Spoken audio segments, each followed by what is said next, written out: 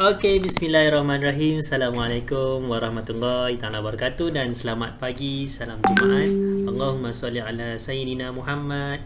Insya-Allah anak-anak tahun 3 yang dirahmati Allah sekalian, hari ini kita akan belajar berkaitan tentang peristiwa selepas kelahiran baginda Nabi Muhammad sallallahu alaihi wasallam. Hari tu dah belajar bersama dengan Ustaz Fitri berkaitan tentang peristiwa semasa kelahiran Nabi Muhammad sallallahu alaihi wasallam. Antaranya yang berlaku adalah pada 12 Rabiul Awal. Nabi lahir pada 12 Rabiul Awal tahun Gajah. Baginda dilahirkan di Mekah. Mekah tu kat mana? Mekah tu dekat tanah Arab sekarang, yang tempat orang datang buat ibadah umrah dan haji. Banyak peristiwa sebenarnya yang berlaku ketika Nabi Muhammad sallallahu alaihi wasallam, junjungan besar Rasulullah sallallahu alaihi wasallam ini lahir ke muka bumi. Tapi hari ini kita akan bercerita tentang peristiwa yang penting selepas lahirnya seorang nabi yang bernama Muhammad Habibullah. Okey, selepas kelahiran Nabi sallallahu alaihi wasallam, Nabi Muhammad sallallahu alaihi wasallam disusukan oleh Suwaibatul Aslamiyah. Nabi ada seorang ibu susuan yang bernama Suwaibatul Aslamiyah. Kemudian baginda disusukan dan diasuh pula oleh Halimatul Sa'diyah sehingga berumur 4 tahun. Ibu susuan Nabi ada 2 orang, kena ingat. Yang pertama Suwaibatul Aslamiyah, yang kedua Halimatul Sa'diyah. Cerita tentang Halimatul Sa'diyah. Halimatul Sa'diyah adalah seorang wanita yang sebelum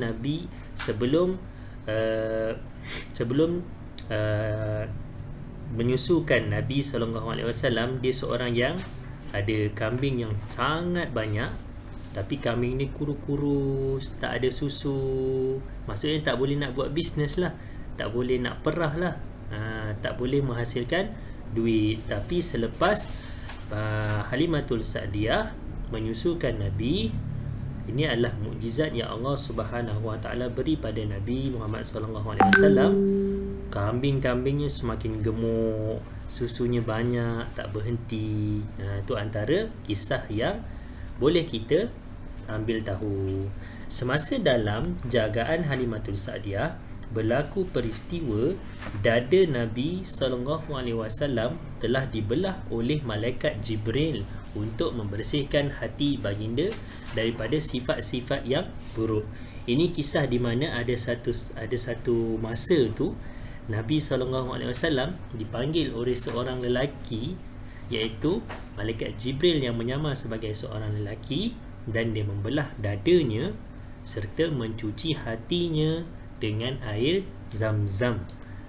Ingat kisah ni, jangan tak ingat sebagai satu pembuktian bahawa Nabi ni berbeza dengan manusia yang lain. Kalau kita, hati kita mana ada dicuci dengan air Zam-Zam, tapi Nabi dicuci dengan air Zam-Zam. Begitulah kisah bagaimana Allah memuliakan Rasulullah SAW. Ketika umur baginda 6 tahun, ibunya wafat di Abwah sewaktu dalam perjalanan balik ke Mekah selepas menziarahi kubur bapanya di Madinah. Ketika Nabi Muhammad SAW berumur 8 tahun, datuknya pula Abdul Muttalib bin Hashim telah meninggal dunia. Siapa nama datuknya? Abdul Muttalib meninggal dunia. Seterusnya, itulah kisah antara kisah peristiwa selepas kelahiran Nabi sallallahu alaihi wasallam. Nabi ni seorang yang mulia. Hari-hari kita sayang dan kasih pada Nabi. Sebab tu dalam solat kita selawat, Allahumma salli ala sayyidina Muhammad. Kena selawat. Lagi-lagi hari ni hari Jumaat, hari yang penuh kemuliaan. Dalam buku teks ni ada tunjuk contoh selawat. Ni contoh selawat. Mana selawat kan? Contoh selawat ni ada banyak contoh selawat. Biasa waktu sebelum kita solat dekat sekolah, kita banyak selawat. Selawat Tafrijiyah, selawat Tabibiyah, selawat Nurul Mubin. Tapi ini selawat yang biasa kita baca. Ni antaranya. Contoh ustaz nyanyi sama-sama, kamu boleh dengar dan nyanyi. Sallallahu ala Muhammad, sallallahu alaihi wasallam, sallallahu ala Muhammad, sallallahu alaihi wasallam. Ya Nabi salam alaika, ya Rasul salam alaika.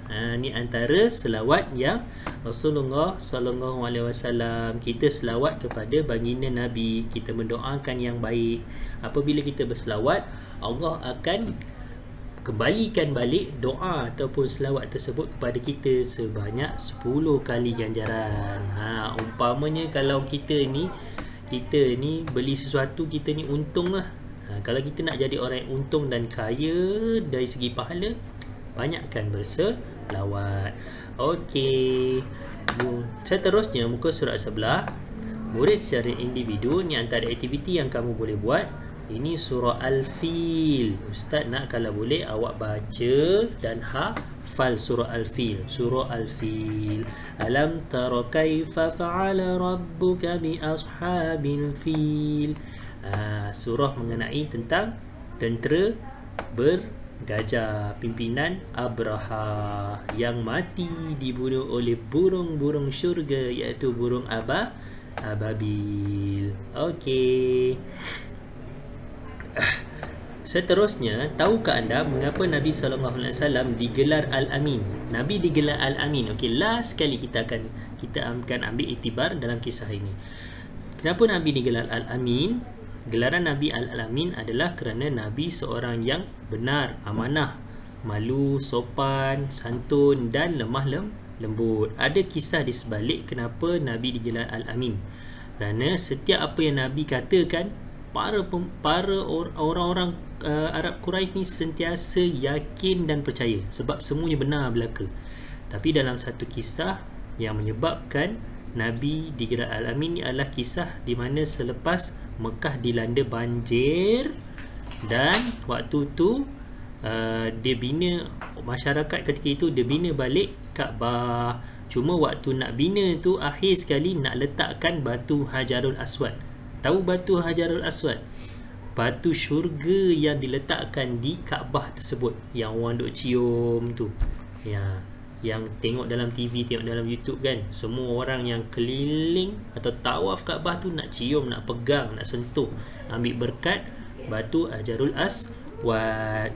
Jadi masing-masing waktu tu ketua-ketua kabilah ni macam kumpulan lah. Ada kumpulan A, ada kumpulan B, ada kumpulan C, ada kumpulan D. Ada kumpulan Uzair contoh, ada kumpulan Muhib contoh, ada kumpulan Adam Firdi. Dia bergaduh, bincang siapa yang sepatutnya kena letakkan Hajarul Aswad tersebut sebagai satu kemuliaan. Dia sebagai pembesar atau ketua para kumpulan. Akhirnya datang Rasulullah SAW memberikan cadangan untuk meletakkan batu Hajarul Aswad tersebut di kain serban. Contoh kain serban contoh. Ni contoh kain serban. Ada 4 orang pembesar para kabilah. Ketua dia pegang setiap bucu serban tersebut. 1, 2, 3, 4. Dan Hajarul Aswad tu diletakkan di tengah-tengah.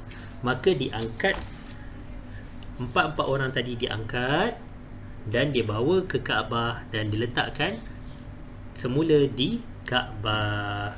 Ini menyebabkan semua masyarakat ketika itu memuji Rasulullah SAW sebagai seorang yang Al-Amin, amanah, yang sangat-sangat jujur dan benar. Iktibar daripada peristiwa kelahiran Nabi SAW digelar Al-Amin ialah Nabi ini seorang yang bijak dalam dakwah dan juga kenegaraan. Nabi juga seorang yang sangat berani dan Nabi seorang yang amanah. Nabi